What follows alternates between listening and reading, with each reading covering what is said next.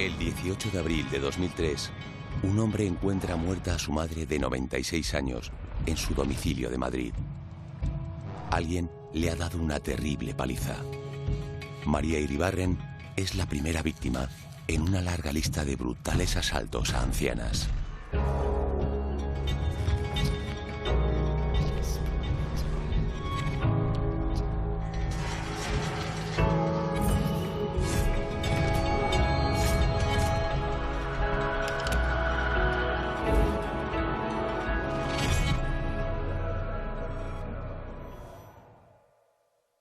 Una alerta de emergencias, de un dispositivo de emergencias aquí en Madrid, nos dijo que había una persona de 97 años muerta en la calle Ayala. Acude el grupo quinto de homicidio y se encuentran con una señora mayor, muy ya anciana, con unos trapos que le han introducido en la boca, que ha fallecido a parecer como consecuencia de una asfixia mecánica. La víctima encontrada es María Iribarren, una mujer de 96 años, que ha sido brutalmente asesinada. Había sufrido una fuerte paliza, es decir, la empujó, la llevó a una estancia donde no la oyera nadie y empezó a meterle cosas en la boca. Eso le produjo el ahogamiento. Al parecer también tenía una prótesis postiza y se le había, a consecuencia de la violencia que se había ejercido con ella, pues había tragado la prótesis y se había asfixiado. Posteriormente tapona sus fosas nasales. Esto causa necesariamente la muerte por sofocación, al impedir en todo punto la entrada de oxígeno.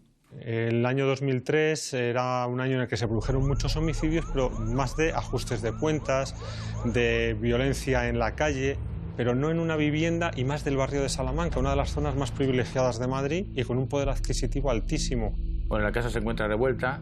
Al parecer la familia ya nos dicen que faltan algunos efectos de valor que tenía la moradora. En su domicilio faltan 300 euros, varios efectos de valor y muy especialmente una alianza que lleva grabada en su interior sus iniciales y una fecha.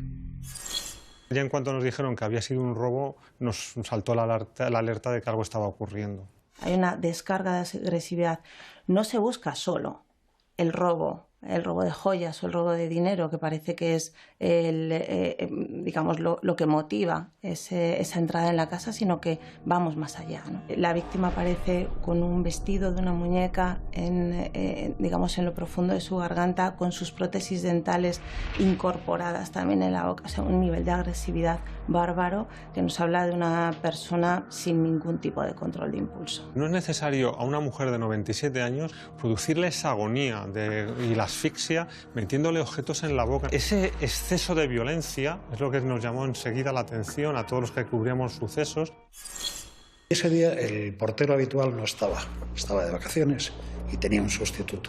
Este hombre declaró a la policía que recuerda que llegó una mujer y le pidió permiso para entrar. Él le autorizó porque era normal que en la casa hubiera visitas. La descripción que da el conserje en un principio es vaga, es mujer de unos 60, con el pelo largo, con presión normal, con un bolso.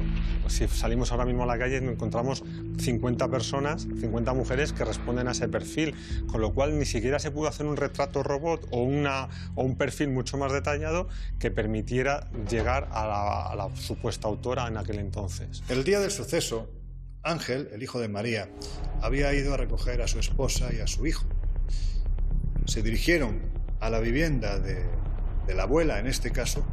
Un detalle que llamó especialmente la atención de Ángel fue encontrarse una colilla justo a la entrada de la vivienda. Ninguno de ellos fumaba. Evidentemente María tampoco era una persona fumadora, por lo tanto aquello le extrañó. En el interior de la vivienda se encontraron algunas colillas que recoge la policía, y se extrajo el ADN. Ese ADN se codificó.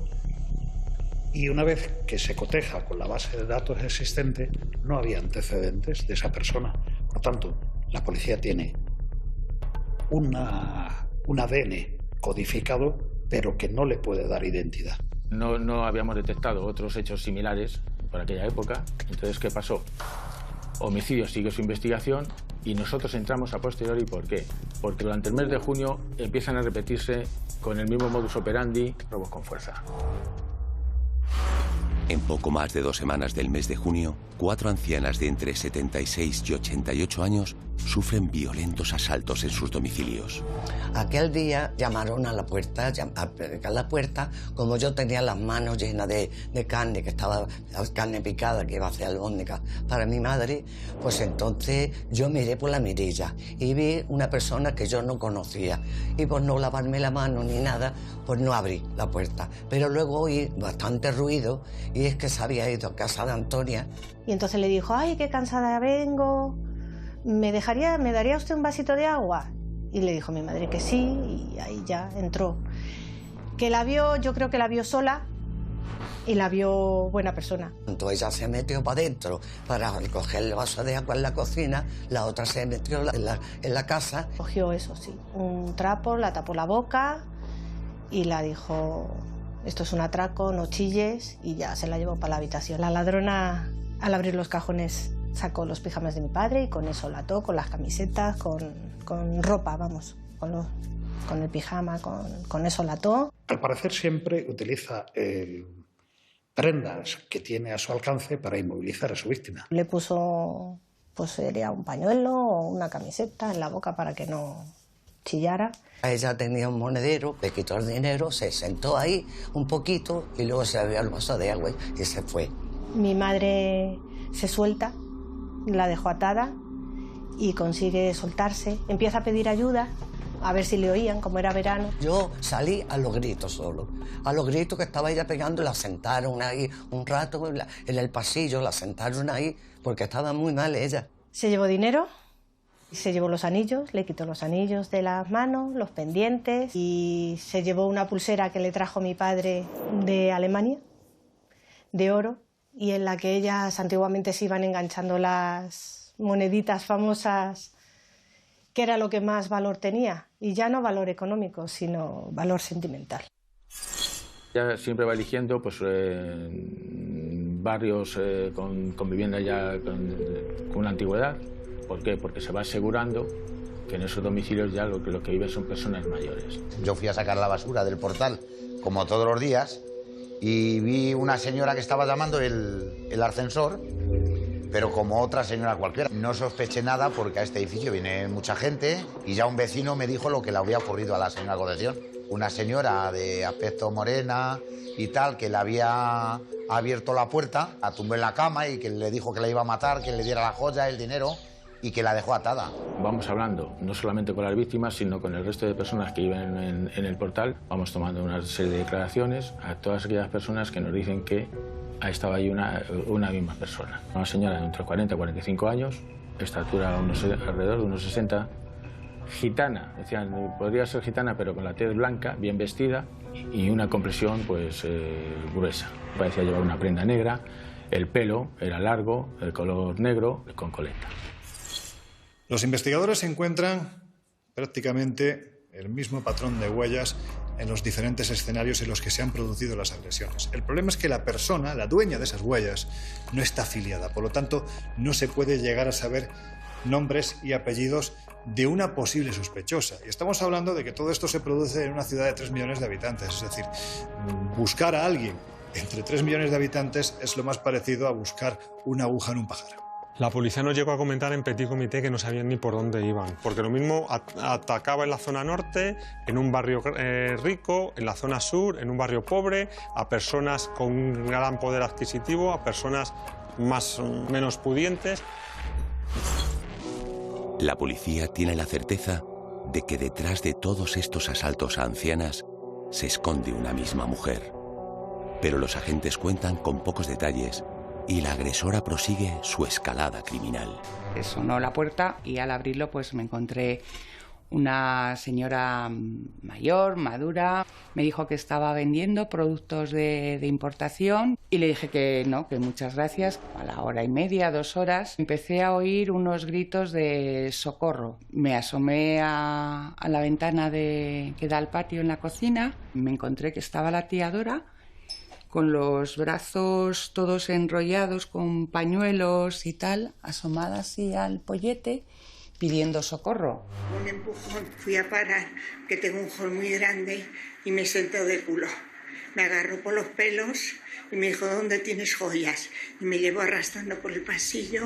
Ella había conseguido salir de la cama porque la había puesto en la cama con almohadones y cojines, que además luego ella lo que no se cansaba de repetir era que le había salvado la vida a su perro, Pepe, porque estaba prácticamente asfixiada. Porque la amordazó, la metió igualmente cosas en la boca, la tapó incluso con almohadas y el perro poco a poco pudo meterse y salvarla. Di un salto como un cigarro, ¿no? Y así, ¡pum!, me levanté, amarrada las piernas y las manos y pude abrir la ventana. Por eso me salvé, si no me mata. Y el perro, como me levanté, podía respirar. Esa mujer, si no hubiese sido por su mascota, lo más fácil es que hubiese muerto asfixiada. Mi tía lo que nos contó es que era una persona muy agresiva, o sea que según ella abrió la puerta, la dio un empujón que la empotró, pues imagínate esa puerta hasta esa pared. Y luego la arrastró por todo el pasillo, o sea, se la llevó a rastras hasta el dormitorio, allí ya pero vamos, sin ningún miramiento y con toda la brutalidad que fuese necesaria. No hay lazos de unión, ni siquiera un rastro que nos permita decir que actúa cada cierto tiempo. La policía sí lo tenía, pero lógicamente no lo decía, porque tenía una periodicidad de 1 o 2 a la semana, hasta que empieza a aumentar su nivel de delitos ante la confianza que gana como buen depredador criminal. El hecho de que poco a poco esos plazos se fueran reduciendo, llegando a tener varias agresiones en el mismo día, denota, por un lado, que ya va cogiendo confianza. Es decir, esa primera agresión genera un impacto en ella y poco a poco ese placer, tanto de la agresión que ella obtiene como el placer de lo económico, de llegar con nuevos recursos a casa, eso genera en ella un impacto que poco a poco necesita ir repitiendo. Las agresiones son muy similares, el modus operandi prácticamente es el mismo y es entonces cuando se logra tener un perfil de la persona que está cometiendo estos sucesos. Y hay que decir que ese perfil en todos y cada uno de estos casos coincide. Es una señora, la autora de estos hechos, que de alrededor entre 40 y 45 años, complexión gruesa, una estatura 1,60, pelo largo, que alguna vez llevaba recogido en coleta, vestimenta, casi siempre llevaba una prenda de color oscuro, un bolso de color negro que llevaba siempre lo portaba tipo bandolera y que fumaba cigarrillos de la marca Fortuna. Entonces ya sí saltan las alarmas. Ya empezamos a hablar con la policía y la policía ya nos confiesa de que efectivamente estamos detrás de una ladrona en serie, de una persona con unas determinadas características que no nos quiere dar para no levantar la alarma social. Además de elaborar el perfil de la agresora, la policía observa que la autora sigue unas pautas similares en todos sus asaltos. Las víctimas eran siempre personas mayores, muy frágiles, muy sensibles y sobre todo muy atacables. La investigación determina que el modus operandi siempre es el mismo. Se acercan a una mujer anciana, ganan su confianza y con cualquier excusa pues intentan que le abra la puerta. Desde que es de una confesión religiosa, desde que necesita un vaso de agua, desde que le den fuego porque está fumando, hasta que le quiere vender esa bisutería. Al ser tan mayores en lo físico, esta agresora sabe que no van a poder con ella. Entonces, solo su búsqueda principal es taparles la boca. Una vez dentro, comprueban que está sola y la agreden con una violencia extrema. Y ya cuando le decía que estaba sola ya, era como un resorte. Era muy amable en principio y de pronto saltaba. Entonces ya era golpear a la propietaria, ir a los armarios, te mato, vamos al armario, ya cualquier ropa que encontraba alrededor ya estaba de pies y de manos. El ensañamiento con sus víctimas es muy llamativo y absolutamente innecesario, llegando a fracturar varios huesos a una de ellas y a provocarle un infarto a otra. En uno de los casos, y esto nos vendría a desvelar cómo es el carácter frío de la persona que comete estos asesinatos, Una de las víctimas permanece postrada en el suelo, ya está prácticamente maniatada, inmovilizada. Es una diabética, una mujer diabética, y le pide que le dé algo porque realmente lo necesita. Cuando se iba a marchar y la señora le decían, por favor, desátame que soy diabética, pues en una ocasión pues la dice, a mí como si te mueres. En otra ocasión, la agresora consigue entrar en la casa, literalmente coge del cabello a su víctima, la introduce bestialmente en la habitación y esta mientras tanto va diciendo que por favor que la deje en paz, que no la agreda, que no tiene dinero.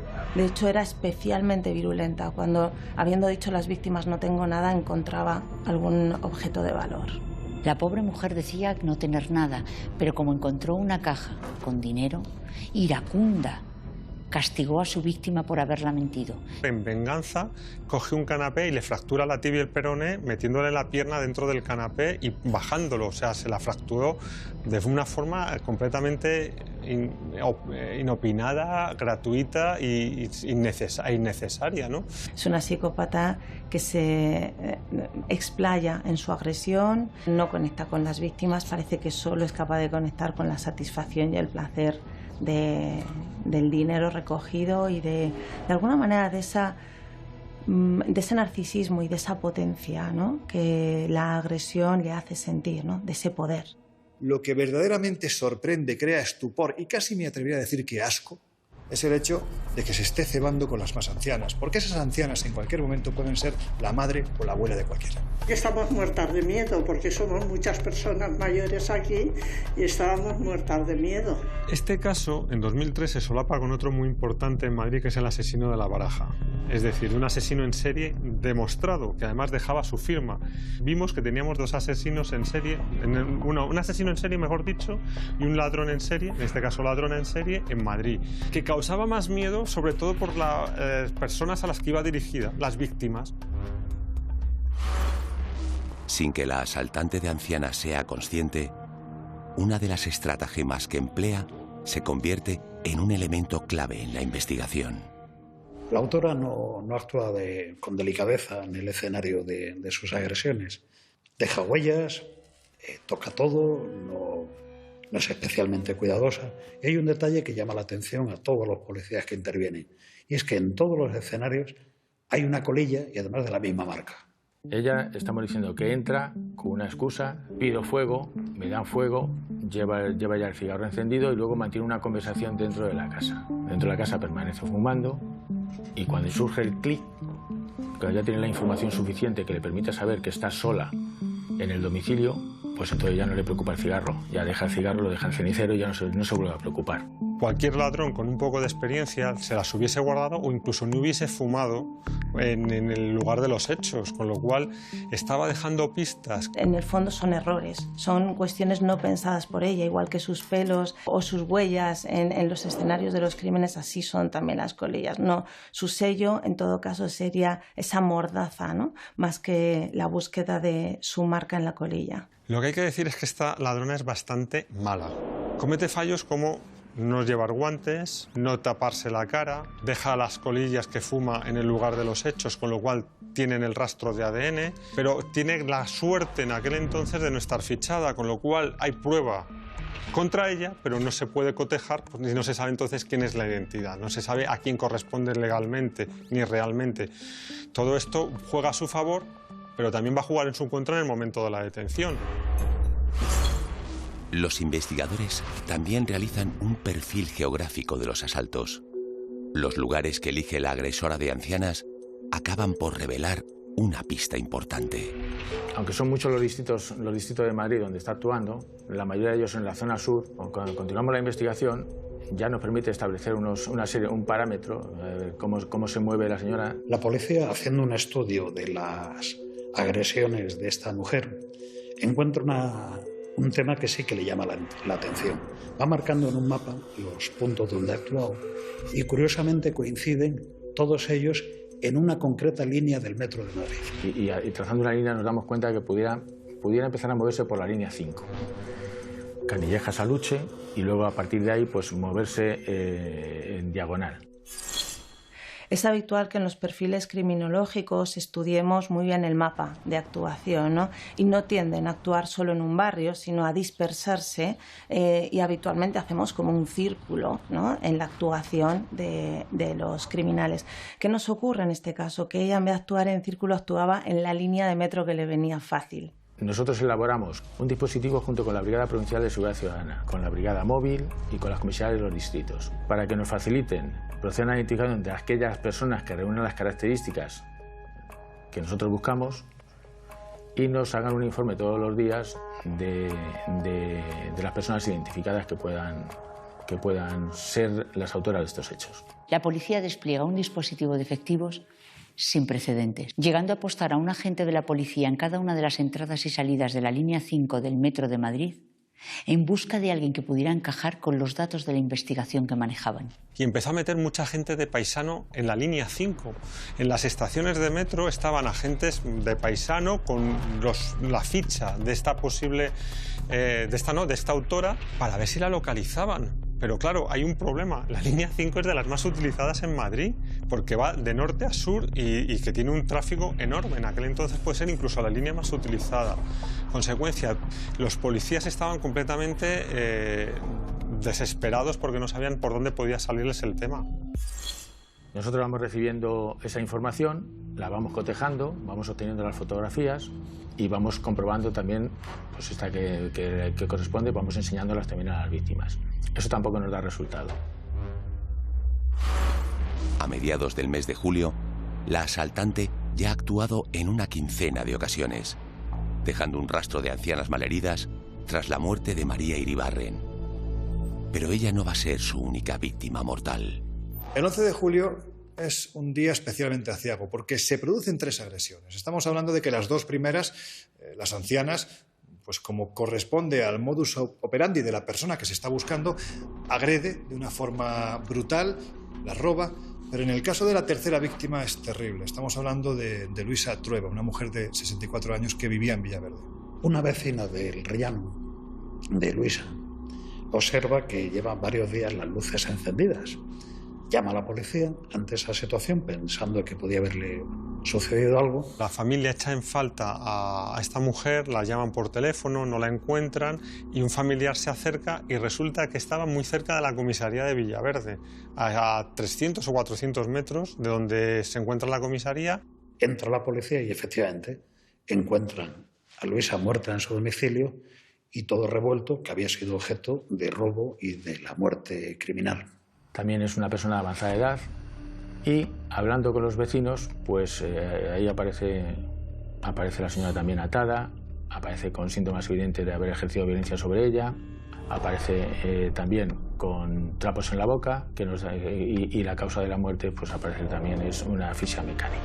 La muerte se había producido 3 o 4 días antes, por las mismas formas la casa estaba revuelta, con lo cual se produce un nuevo caso que levanta toda la alarma social de nuevo en Madrid, porque la Mataviejas, como ya le hemos bautizado la prensa en aquel entonces, ha vuelto a matar. Es habitual que en criminología utilicemos el término Mataviejas para personas que agreden, ¿no?, a personas muy mayores, a ancianos, pero es que en Estados Unidos también se utiliza el término Mataviejas para otros casos de agresores de personas mayores.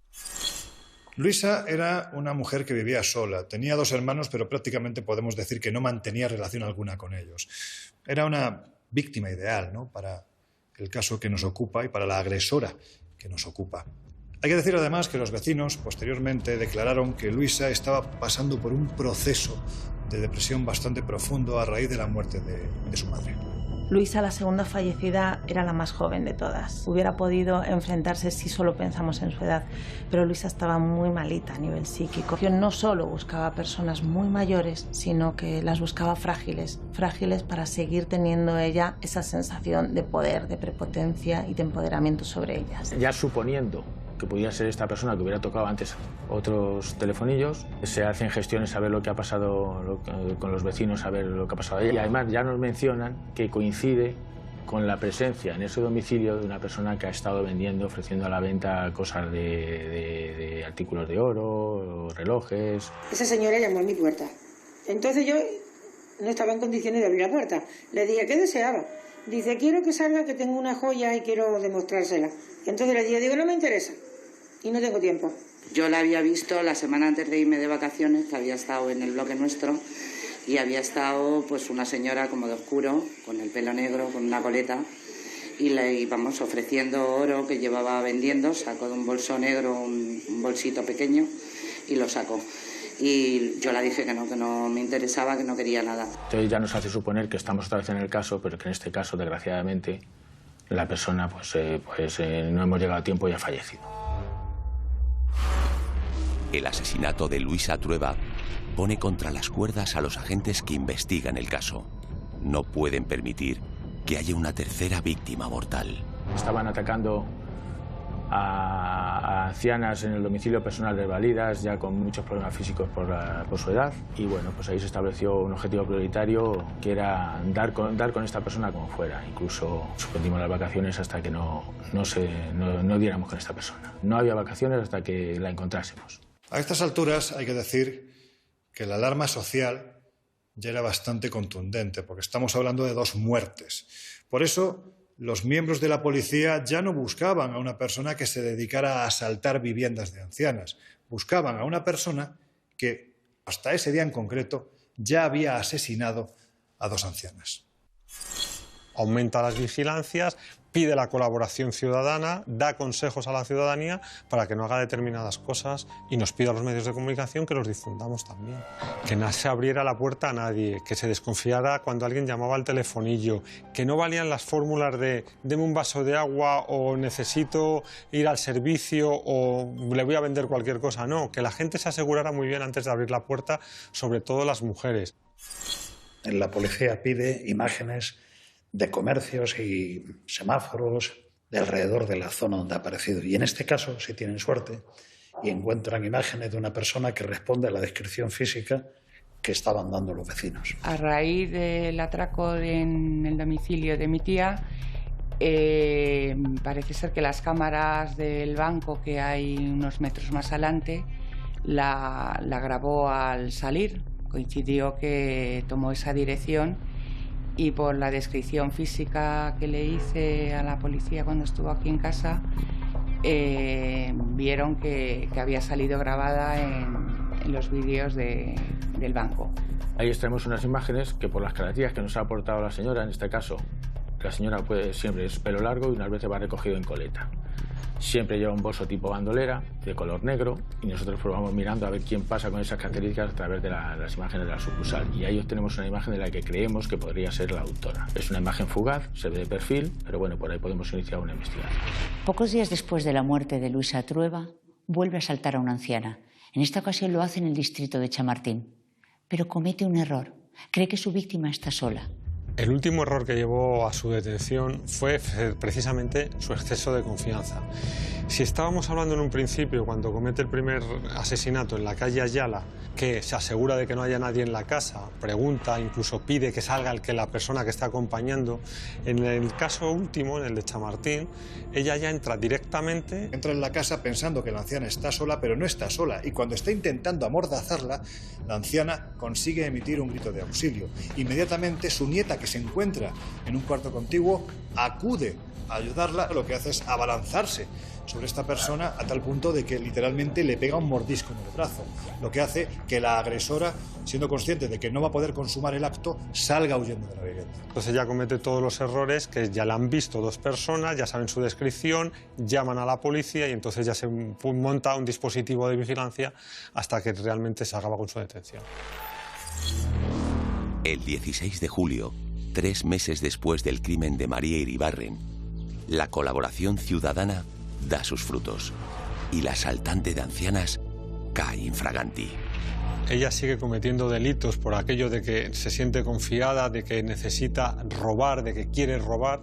Y entonces, gracias a esa colaboración que nos pidió la policía a los medios de comunicación, difundimos una imagen, sus características, cómo podía ser esta ladrona. Y aquí sucede algo significativo, y es que un vecino llama a la policía diciendo que en su edificio acaba de ver a una persona que está llamando varios timbres, ofreciendo joyas. Recibo una llamada diciendo, jefe, acaba de llamar una vecina que tiene una persona que puede ser la que ha salido en la televisión el día anterior.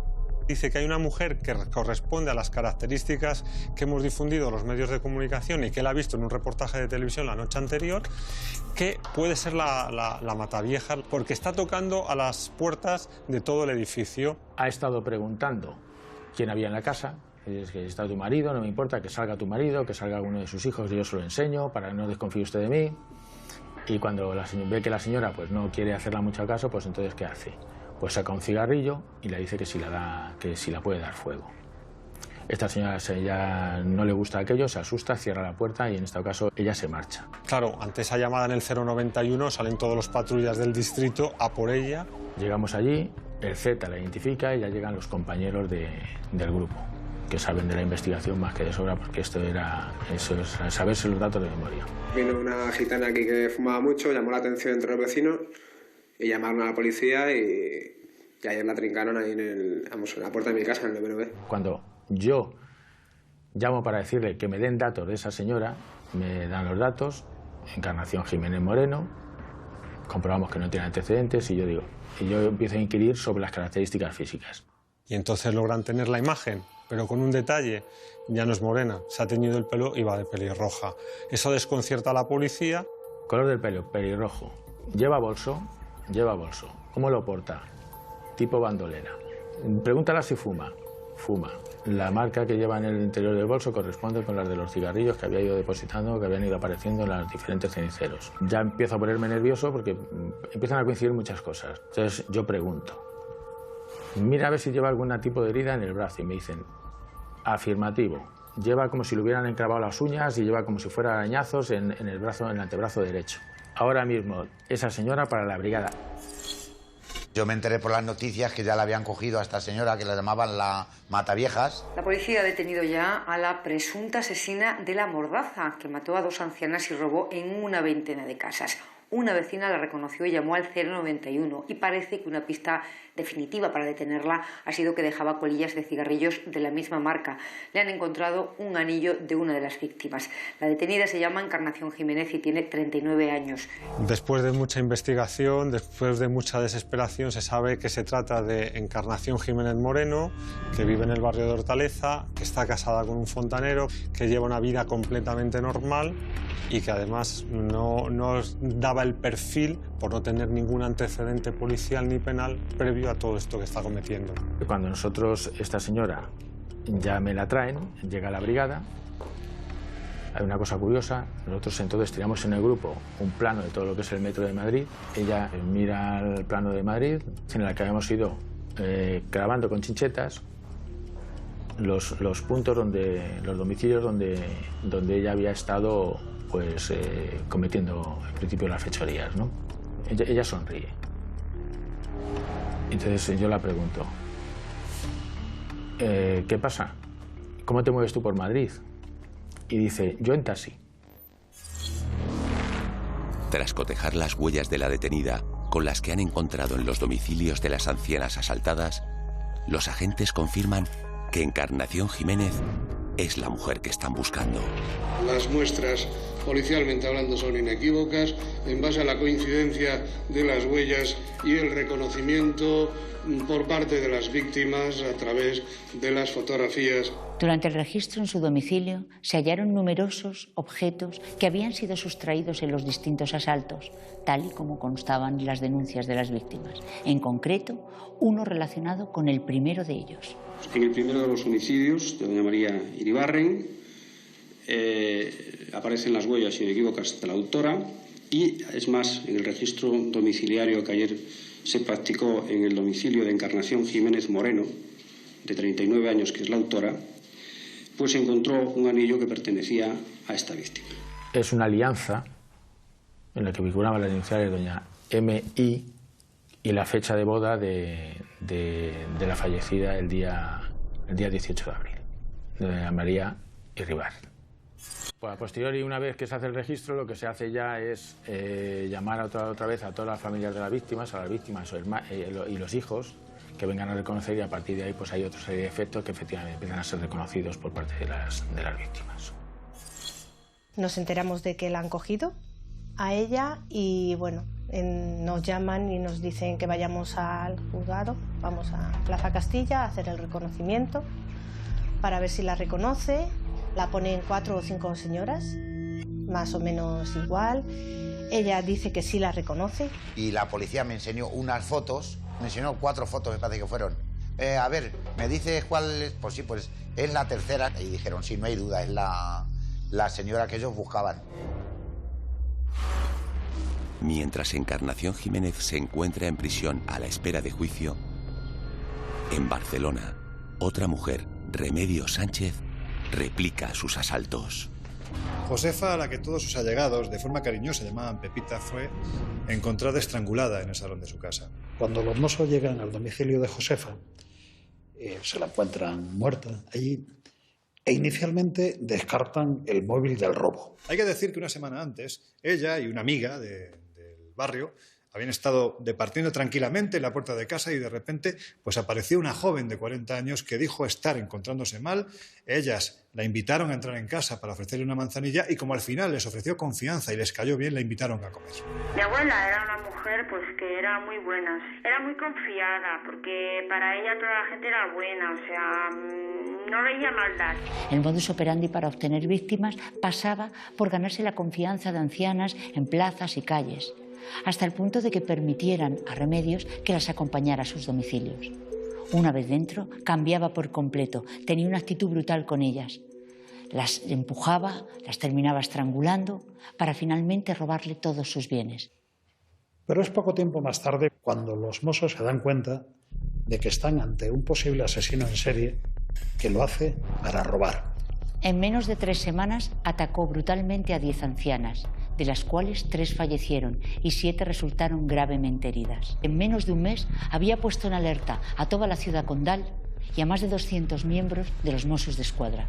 En ese sentido, convocan una rueda de prensa y advierten a la población, a las mujeres mayores que viven solas y demás, que no se fíen, que no abran su puerta a nadie y que no dejen entrar a desconocidos en sus casas. En los últimos días ha actuado con una frecuencia, es decir, del primer hecho del día 10 hasta el día 17, si no recuerdo mal. Pasó una semana, luego los hechos han ido 2 días, algunos un día. Probablemente es una asesina de tipo pragmático, es decir, acababa con la vida de sus víctimas para obtener un fin, en este caso de tipo lucrativo. Pero al no existir grandes periodos de calma entre cada uno de los crímenes, podríamos decir que se comporta casi como una asesina frenética. ¿Pero quién era Remedios Sánchez? Remedios había llegado procedente de Galicia, en la emigración. Procuró salir adelante con todas las ocupaciones que pudo, fundamentalmente de cocinera, y se casó con un hombre con el que tuvo una pareja de gemelos. Posteriormente se separaron debido a su adicción al juego. Es la asesina de ancianas de Barcelona en el momento de ser detenida. Se llama Remedios, tiene 48 años y trabajaba de cocinera en un bar. Los Mossos d'Esquadra la detuvieron anoche después de intensos días de búsqueda y minutos después de que Televisión Española difundiera su foto. Porque esta detención hay que decir que se produjo casi de casualidad. Los Mossos estaban por el barrio del Eixample y en un momento determinado, conociendo la ludopatía que tenía Remedios, pues decidieron entrar en un establecimiento determinado y allí la encontraron. Se llevaba días preguntando a porteros de fincas y demás. Y ayer en un momento dado se da la orden esa de entrar a las porterías, mirar y algunos locales, y en uno de ellos, en la confluencia esa de Provenza con Paseo de Gracia, se ve a una persona que responde a esas características, se la identifica y nos cuadra. La fiscal dijo literalmente que Remedios Sánchez, después de cometer los crímenes, se iba directamente al bingo. En Barcelona ha empezado hoy el juicio contra Remedios Sánchez, acusada de matar a 3 ancianas y agredir a otras 6 hace 2 años, allí en Barcelona. Se enfrenta a 172 años de cárcel. Remedios durante el juicio tiene una actitud bastante errática. Inicialmente niega cualquier relación con los hechos, ni que tuviera conocimiento de nada. Las diversas declaraciones la señalan directamente a usted como la persona que les agredió, o las personas que actuaron. ¿Cómo explica usted esto? Yo sería incapaz de hacer algo así. Remedios Sánchez sigue en esta línea de defensa hasta el punto de afirmar que algunas de las víctimas testigos que han quedado con vida la reconocen porque la han visto ya en televisión. Pero se lo vuelvo a preguntar. ¿A qué explica usted que las víctimas le digan directamente que usted es la persona que les agredió? Supongo que como me sacaron en la tele, pues supongo que se debe a eso. Se contó con el testimonio de 2 personas a las que agredió, que permanecieron detrás de un biombo para preservar su identidad. Es que cuando me desperté, estaba a mitad del pasillo con algo que me apretaba el cuello, y cuando pude me lo deshací un poco y entonces vi que estaba toda ensangrentada. Según iban narrando los detalles más escabrosos de las agresiones que habían sufrido, lo que mostraban eran un terror absoluto hacia la persona que en ese momento se estaba enjuiciando. Me ponen la soga al cuello, me tiran al suelo y lo pasó muy mal. Entonces yo pude, en un momento determinado, pude gritar: socorro, socorro, Vicente, Vicente. Finalmente, Remedios fue condenada a 144 años de prisión por haber cometido 3 asesinatos, 5 en grado de tentativa y, por supuesto, también por los robos con violencia que había llevado. En Madrid, el juicio contra Encarnación Jiménez Moreno comienza casi 4 años después de su detención. La Fiscalía pide para ella 183 años de cárcel. La estrategia que desde un principio se agrevita, dada la multiplicidad de hechos por los que Encarnación era objeto de acusación, fundamentalmente se basa en justificar que Encarnación no es dueña de sus actos como consecuencia de esos padecimientos psíquicos, es decir, que aquellas enfermedades que ella presentaba la afectaban y condicionaban severamente su actuar, como creo que así fue. No era una persona que denotase sentimientos ni de estoy nerviosa o tengo miedo, como si fuese ajena al bien y al mal. Encarnación se mostró en todo momento muy fría, muy distante, no colaboró en ningún momento y siempre adujo que sufría un trastorno psicológico, mental, para que no la condenaran al final el tribunal. ¿Cómo estaban también sus huellas en esta casa, Encarnación? No lo sé. ¿Puede ser porque estuviera dentro alguna vez? No lo sé.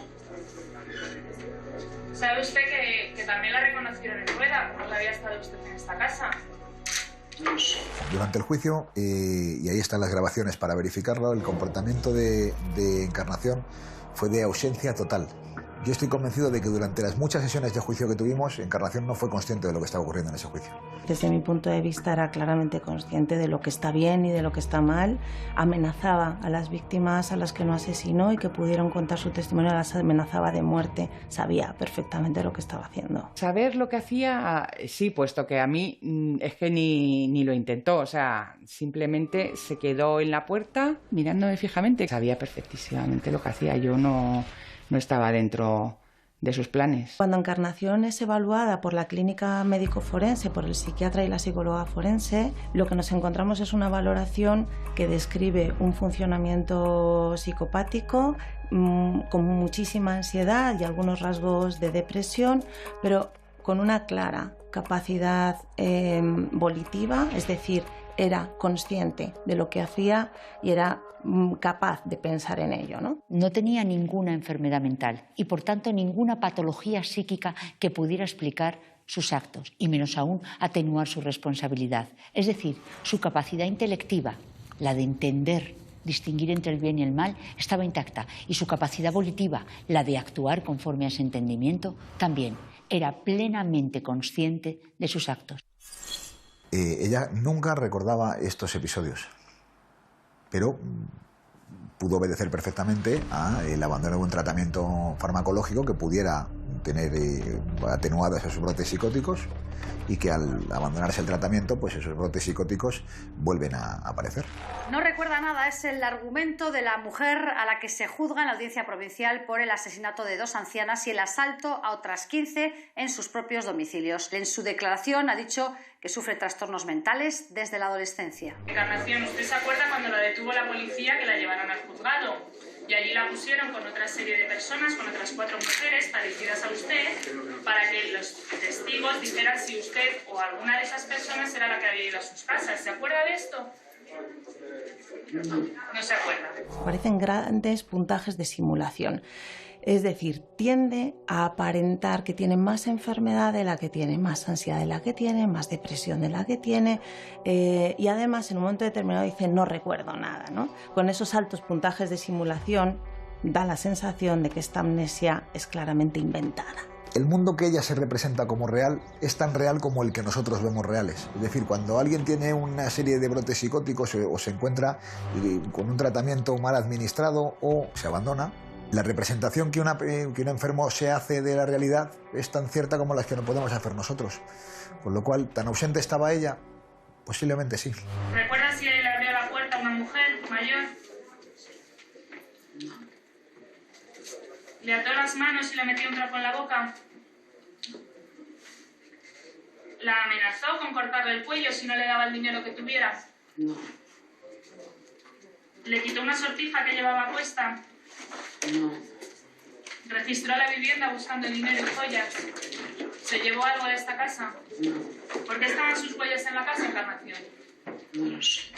Posiblemente fuese esa otra personalidad o ese otro yo, o ese interior que la llamaba a realizar esas actuaciones.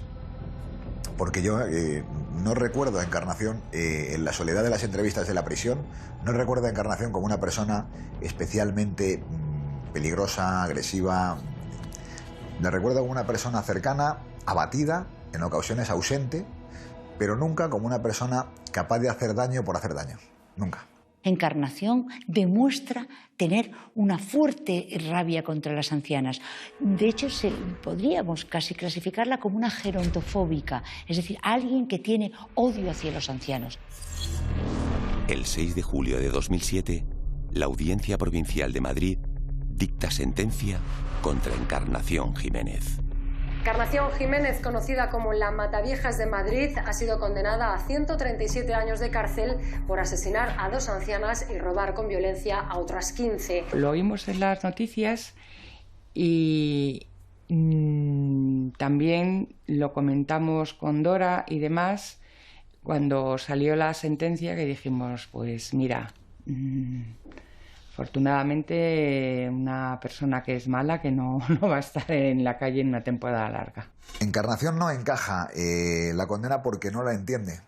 Cualquier pronunciamiento que apareje una pena de prisión es manifiestamente injusto por improcedente. Ella no entiende que ha cometido ningún delito porque no es consciente de, en los momentos de lucidez, ella no ha cometido ningún delito. Con lo cual, en esos momentos de lucidez, ella no entiende cómo puede recibir una condena. Las víctimas de delito violento, en la mayor parte de las ocasiones, sufren lo que se llama el trastorno de estrés postraumático. Mi patrocinada concretamente tiene 85 años largos. Ahora mismo padece un Alzheimer como consecuencia de todo esto. La pobre mujer pues no levanta cabeza ahora. Sufren de evitación. En estas señoras mayores seguramente evitarían salir a la calle, abrir la puerta. Antonia era muy activa. Ella iba al mercado, hacía la compra. Después del robo, ella estaba muy asustada. Tampoco se atrevía a hablar a nadie. Tuvo una larga temporada bastante fastidiada. Eso sí que muy fastidiada ella. No se atrevía ni a salir a la pobre. Y además la reexperimentación, y es tener la sensación de que el pasado se hace presente. Es decir, en su cabeza se repite de forma permanente la agresión sufrida y sienten que puede volver a suceder en cualquier momento. Porque además recuerda continuamente los hechos y la mujer pues se pone muy nerviosa y muy mal. Concepción, cuando después de esto ella vivía sola, pues tuvo que necesitar una persona para que estuviera con ella acompañándola porque le daba mucho miedo. Yo estoy convencido de que si Encarnación se ha representado como probables, no ya como ciertos, sino como probables los hechos por los que ha sido condenada, estoy convencido de que estará más que arrepentida. Porque yo insisto, Encarnación tiene hijos también. Encarnación también tiene familiares y era la responsable de su familia. Yo estoy convencido de que Encarnación no es una mala persona. Encarnación no es un ser que tenga como finalidad hacer daño a las personas a las que realmente se lo hizo. Encarnación era una persona enferma. A lo largo de mi carrera, desde luego, ha sido uno de los casos que más me ha llamado la atención por la víctima. Y cuando te das cuenta de que ha atacado a mujeres de 97 años y la ha matado, o de 80 años y la ha matado, te das cuenta de que estás ante una persona mala, pero en el peor sentido de la palabra, de una asesina y de una persona que disfruta haciendo el daño a los demás. Yo llevo en la policía 37 años. Quizás es uno de los casos que más alegría me da, por la entidad de las personas a las que hacía daño esta mujer. Y bueno, y hemos resuelto un problema para Madrid y para nuestras ancianas de Madrid. Yo calculo que cumplirá entre 25 o 30. Cuando llegue a los 20 aproximadamente, si tiene un comportamiento normal, podrá conseguir un tercer grado o incluso salir durante los fines de semana, con lo cual me imagino que hacia 2023, 2025 esta mujer ya podrá tener alguna salida de prisión y hacia 2030 estará libre. En 2010, el Tribunal Supremo incrementa de 137 a 152 años de prisión la pena contra Encarnación Jiménez tras elevar la calificación de sus crímenes de homicidio a asesinato.